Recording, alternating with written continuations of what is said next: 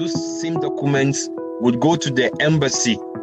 Look at the brochure and then you'll see the schools that offer that. There are opportunities out there for young people to get tech savvy and start impacting lives around the world. I'm very excited to welcome you to this episode of my career story.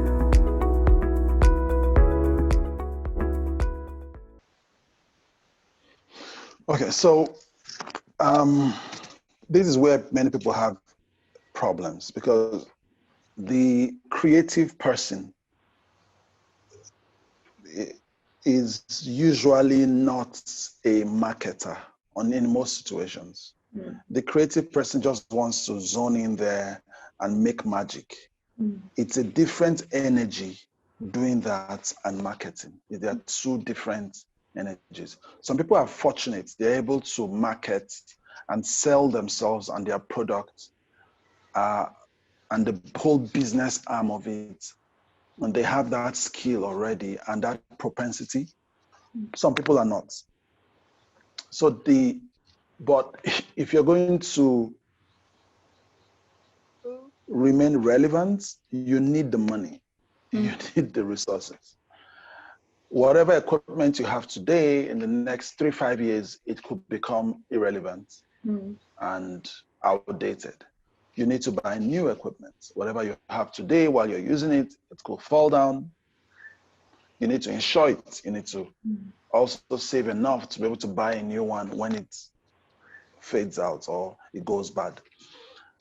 Now, that money flow and that whole system of knowing how to exchange your services for the worth of your services, for money is sometimes it's not money, sometimes it's barter. You may need to do barter.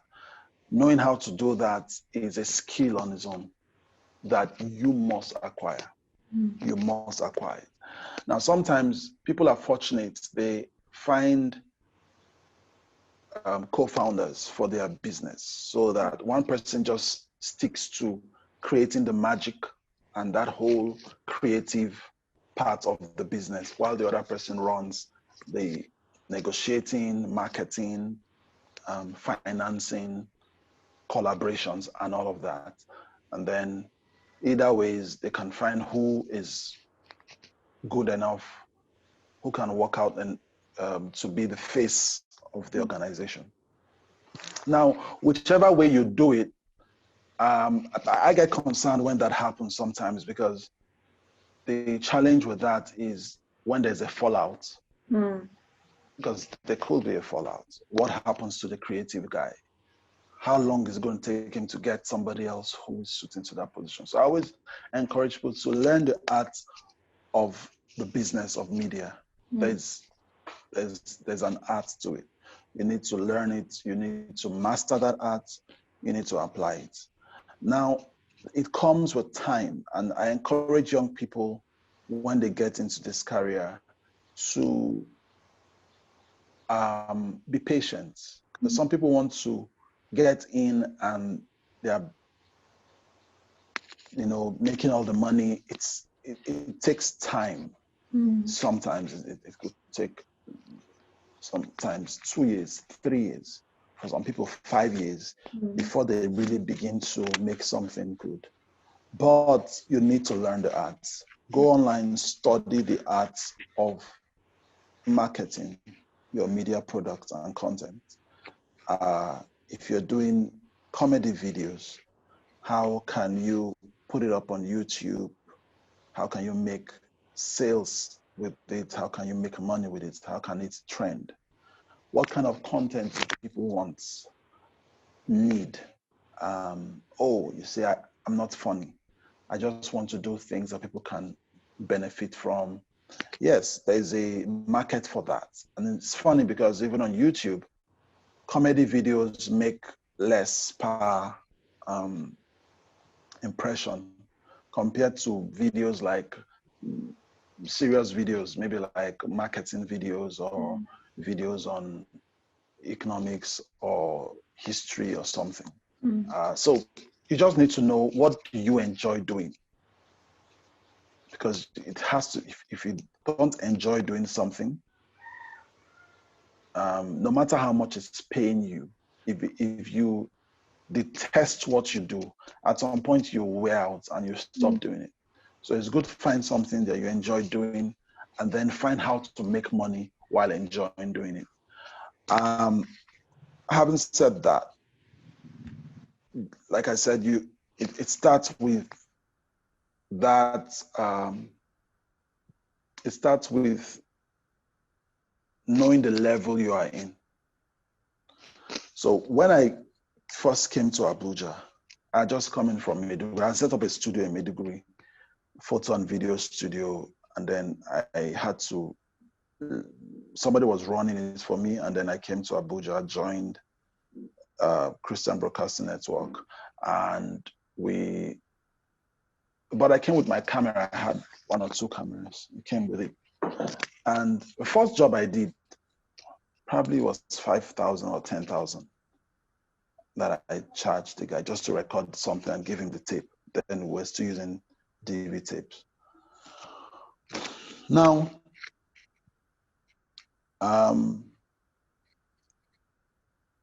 that was small, but that was the level I was then.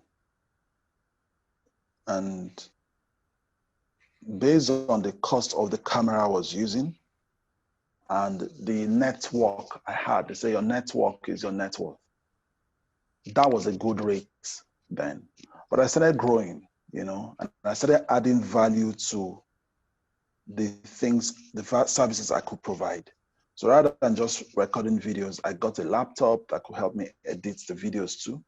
So I won't just record and give somebody else to edit. I'll edit it myself.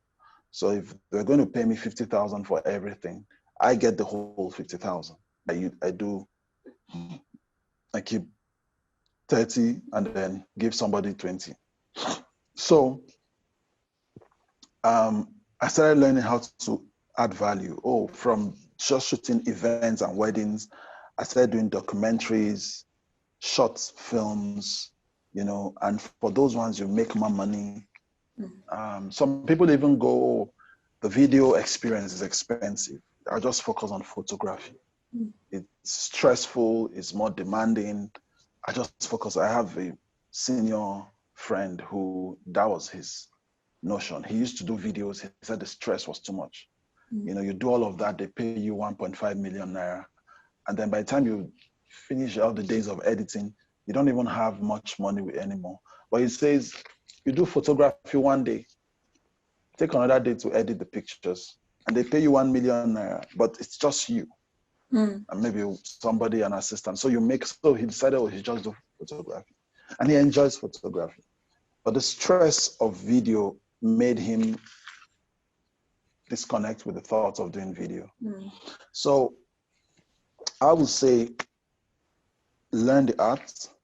There's an art to it, and start making your contacts. Don't just stay in your room and be producing content and hoping that the world will come and see you. You're in the dark. If you blink, nobody's going to see you. You need to advertise your products, put it online, let people see what you're doing. Go out for meetings, meet people.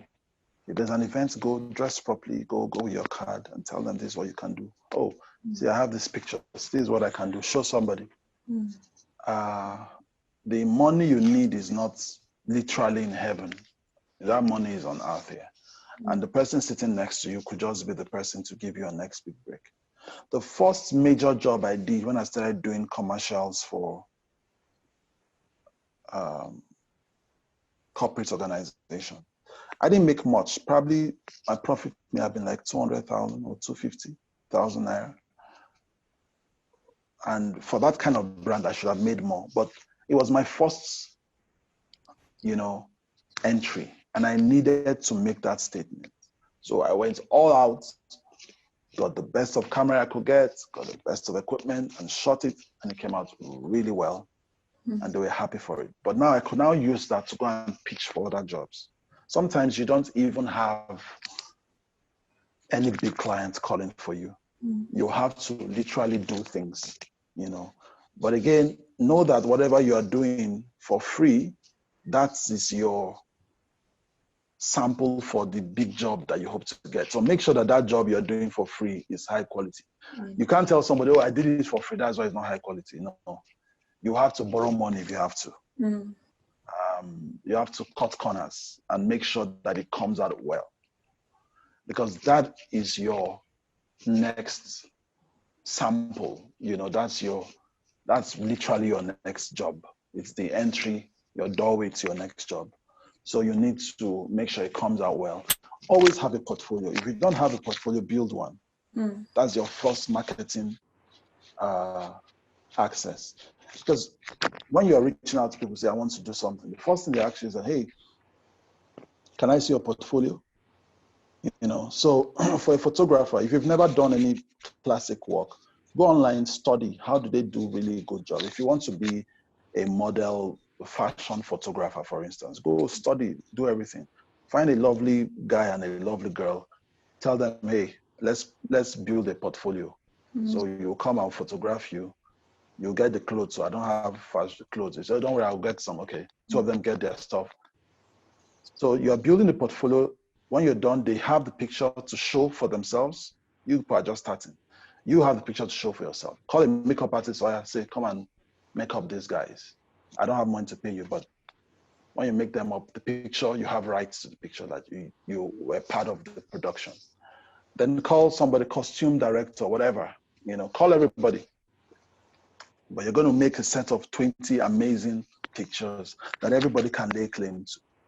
By the time you do that 2-3 times, you have an amazing portfolio, that you can show an advertising agency and say, hey, I can actually do this kind of stuff for you guys. And then you get that gets it. By the time you reach out to 5-10 of them, one of them could call you for a job. So if you think things are so bad for you that, how Moses said he couldn't talk, he had to get Aaron. Get an Aaron, get somebody that will talk on your behalf. And you can tell the person that every deal that comes in, you get 5% or 10% or something. Someone who is really good with marketing. Because if you don't market your product, it's very rare that people will look for you in that sense. You have to literally put yourself out. If you are blinking in the dark, nobody's going to see you. So you have to find a way to market your product. And in terms of pricing, know the level you are and price based on that level. So, how much is the equipment for rental? How much is your rate per hour? Go online, check the rate per hour, or call a senior colleague and say, hey, I'm starting up. What do you advise my rates should be per hour? Sometimes it also matters the kind of job that you have. So people can afford to pay for certain things. Some others cannot afford to pay. Yes, have the same rates for everybody, but the services the offerings you have for some people will differ from others. So the president, for instance, your rates per day is still, say, 100,000 per day for your wages, for instance. Let's say 50,000, for instance. That's the same thing you do for the president. It's the same thing you do for a governor. It's the same thing you do for somebody who is just a civil servant. But the president can afford to have you print your pictures in, say, Italy. You can send the pictures to Italy to have it printed. Uncle civil servants cannot. Governor may be able to afford to send it to Lagos. So the price for Italy, let's say the cost price to send it to Italy is 100,000 per frame. You can then charge 200,000. So you see, you're now making more value. Uncle Governor, his own to send to Lagos, the cost is 20,000. You can then add 20,000 on it. Uncle civil servants in your state, the cost to print in that local place there is 5,000. Then you can add 3,000 on that 5,000. So you see, it's the same basic charge you would do, but because they're asking for different quality of service, you can then add something. So the president may say, oh, I want film quality. So for the videos, so you're going to go hire indie film cameras. So some maybe DSLRs that you can put, high-end DSLRs, or some mirrorless cameras, high-end ones, you know, and you have all the gear set up. The civil servant may not be able to afford that. So just use one camera for me. But you are getting, for the present, you're using 3 cameras, you know. So those are the things. So, but per cameraman, for the present, is 30,000 you charge. For the same one, it's still 30,000, you know. But the accessories you put, you have. So because some people say, oh, he's a president. I charge him 10 million. What does the 10 million amount to? You need to be able to break that down. Else people will begin to see you as an opportunist. You know, you need to be able to break it down and let him know why he's paying more. You understand? Sometimes too, it's some risks. So if I'm going to shoot in Maiduguri, I'm not going to charge the same thing I'll charge if I'm shooting in Abuja. There's more risk. And again, there's all of the insurance that we hardly do here, but there's